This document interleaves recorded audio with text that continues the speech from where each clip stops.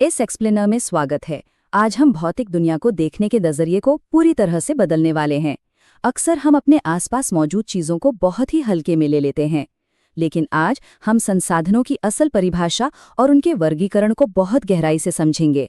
ये सिर्फ मिट्टी, पत्थर या पानी की बात नहीं है, बल्कि ये हमारे और हमारी दुनिया के बीच के उस गहरे कनेक्शन के बारे में है जो किसी भी आम सी लगने वाली चीज को बेहद कीमती बना देता है।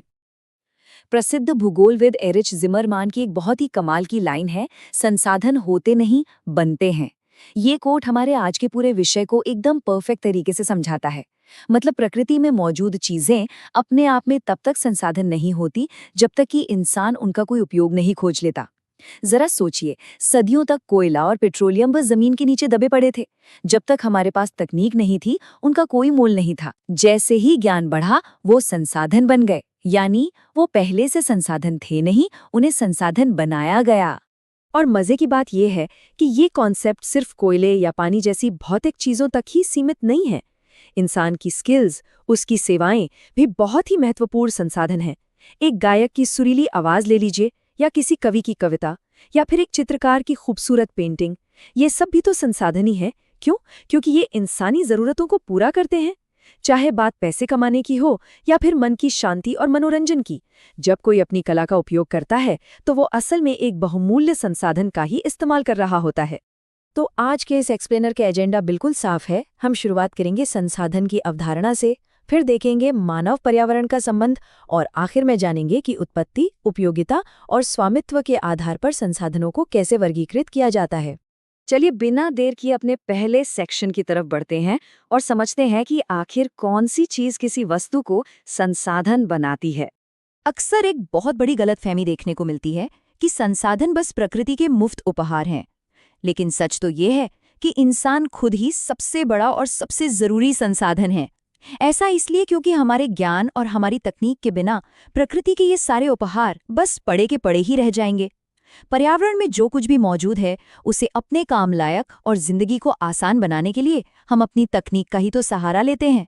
सीधे शब्दों में कहें तो इंसान का दिमाग ही वो मास्टर की है जो प्रकृति के खजाने का ताला खोलती है। आगे बढ़ते हुए अब इस बात पर नजर डालते हैं कि हम इंसान अपने आसपास के पर्यावरण के साथ कैसे इंटरैक्ट करते हैं और इन संसाधनों को कैसे तैयार करते हैं। ये डायनामिक समझना बहुत दिलचस्प है।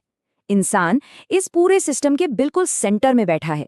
वो पर्यावरण में मौजूद चीजों को काम लायक बनाने के लिए टेक्नोलॉजी का इस्तेमाल करता है और फिर आर्थिक विकास को रफ्तार देने के लिए बड़ी बड़ी संस्थाओं यानी इंस्टीट्यूशंस का निर्माण करता है। प्रकृति, तकनीक और संस्थाएं, ये तीनों आपस में गहराई से जुड़ी हुई हैं और इंसान ही वो कड़ी है जो इन सब के बीच एक बेहतरीन तालमेल बिठाता है। इसे समझने के लिए जापान का उदाहरण एकदम सटीक बैठता है। प्राकृतिक और भौतिक संसाधनों के मामले में अगर देखा जाए तो जापान एक बहुत ही गरीब देश है, लेकिन फिर भी वो दुनिया के सबसे विकसित देशों में गिना जाता है। अब सवाल उठता है, ऐसा क्यों? इसका सीधा सा जवाब है वहाँ का मानव संसाधन। जापान के लोग तकनीकी रूप से इतने एडवांस्ड हैं कि वो देश में मौजूद हर एक छोटी बड़ी चीज का बेहद स्मार्ट तरीके से इस्तेमाल कर लेते हैं। इससे एक बात तो साफ है कि सिर्फ प्राकृतिक संसाधन होने से कुछ नहीं होता। इंसान का ज्ञान और उसकी तकनीक ही उसे असली ताकत देते हैं। अब यहाँ संसाधनों के वर्गीकरण का एक बहुत ही शानदार फ्लोचार्ट है। इसे मुख्य रूप से दो बड़ी कैटेगरी में बांटा गया है, प्राकृतिक और मानवीय, और फिर आगे इनकी विशेषताओं के आधार पर इन्हें और भी गहराई से विभाजित किया जाता है, जिसे हम आगे के सेक्शंस में डिटेल में समझने वाले हैं। तो चलिए तीसरे सेक्शन पर आते हैं और देखते हैं कि उत्पत्ति यानी ओरिजिन के आधार पर संसाधनों का वर्गीकरण कैसे होता है। इस कैटेगरी में फर्क करने का सबसे बड़ा आधार है जीवन या लाइफ। जैव संसाधन यानी बायोटिक रिसोर्सेज वो हैं जो हमें जीवमंडल से मिलते हैं और जिनमें जान होती है, जैसे कि हम इंसान, पेड़ पौधे, मछलियां और जंगली जानवर। वहीं दूसरी तरफ है अजैव संसाधन यानी एबायोटिक रिसोर्सेज। ये पूरी तरह से निर्जीव चीजों से बने होते हैं, इनमें कोई जान नहीं होती, जैसे कि चट्टानें, अलग अलग तरह की धातुएं और खनिज। ये अजैव श्रेणी के एकदम परफेक्ट उदाहरण हैं। इसके बाद एजेंडे में हमारा अगला पॉइंट है उपयोगिता के आधार पर वर्गीकरण। इसमें हम मुख्य रूप से ये देखेंगे कि समय के साथ संसाधन खुद को कैसे रिन्यू करते हैं। इन दोनों के बीच समय का जो अंतर है वो सच में हैरान करने वाला है। नवीकरणीय संसाधन यानी रिन्यूएबल रिसोर्सेज वो हैं जिन्हें भौतिक, रासायनिक या यांत्रिक प्रक्रियाओं से दोबारा हासिल किया जा सकता है, जैसे कि सौर ऊर्जा, हवा या पानी। इन्हें बार बार इस्तेमाल किया जा सकता है और ये जल्दी खत्म नहीं होते। लेकिन अननवीकरणीय संसाधन यानी नॉन रिन्यूएबल रिसोर्सेज की कहानी बिल्कुल अलग है। जीवाश्म ईंधन या फॉसिल फ्यूल जैसे संसाधनों को बनने में लाखों साल लग जाते हैं और एक बार इस्तेमाल कर लेने के बाद ये हमेशा हमेशा के लिए खत्म हो जाते हैं। अब आते हैं अपने आखिरी सेक्शन पे, जहां हम संसाधनों को स्वामित्व यानी ओनरशिप के आधार पर बांटकर देखेंगे। आखिर किस संसाधन पर किसका हक है।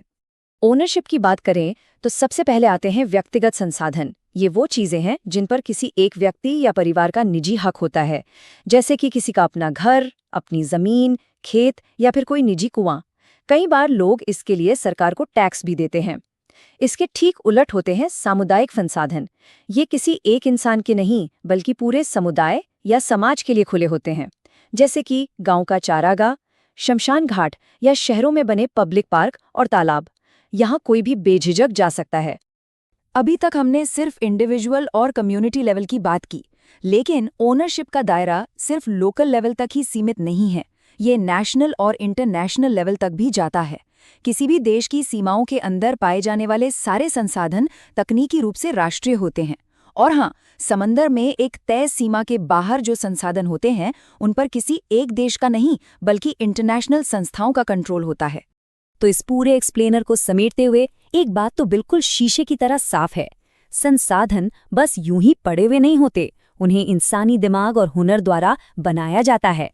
तो अब सोचने वाली बात यह है, एक मानव संसाधन के रूप में आज ज्ञान और तकनीकी स्किल्स का इस्तेमाल करके हमारे आसपास की दुनिया को किस तरह बदला जा रहा है। हम अपनी क्षमताओं से अपने पर्यावरण को कैसे एक बेहतर और ज्यादा उपयोगी कल में बदल सकते हैं। ये एक ऐसा सवाल है जो हमें इस विषय को किताबों से निकालकर असली जिंदगी से जोड़ने पर मजबूर कर देता है। इस पर जरूर विचार कीजिएगा।